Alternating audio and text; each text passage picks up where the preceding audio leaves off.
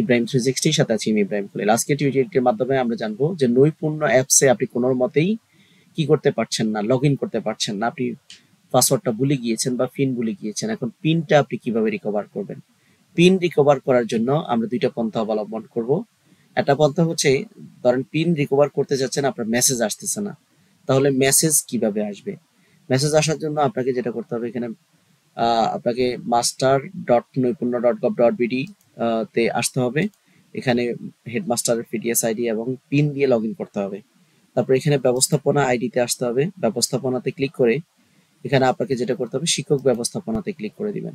শিক্ষক ব্যবস্থাপনাতে ক্লিক করে ধরেন আপনার আইডি রয়েছে, সেখানে আপনি ধরেন এই যে আহ, জোবায়দা দেয়ান, এই আইডিটা আপনি কি করবেন, পিন রিকভার করবেন বা পিন রিসেট করবেন। আপনি পিন ভুলে গিয়েছেন, তো সেক্ষেত্রে পেন আইকনে ক্লিক করবেন।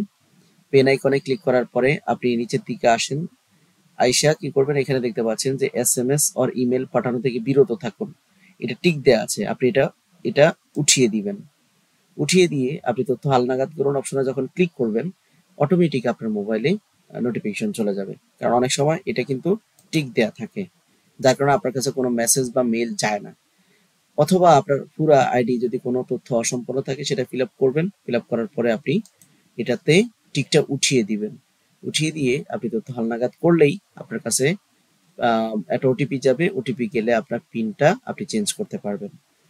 আর পিন আপনি চেঞ্জ কিভাবে করবেন? আপনি এখানে এই যে যার পিন চেঞ্জ করতে চান, আপনি মোবাইল অ্যাপসে যাবেন। মোবাইল অ্যাপসে গিয়ে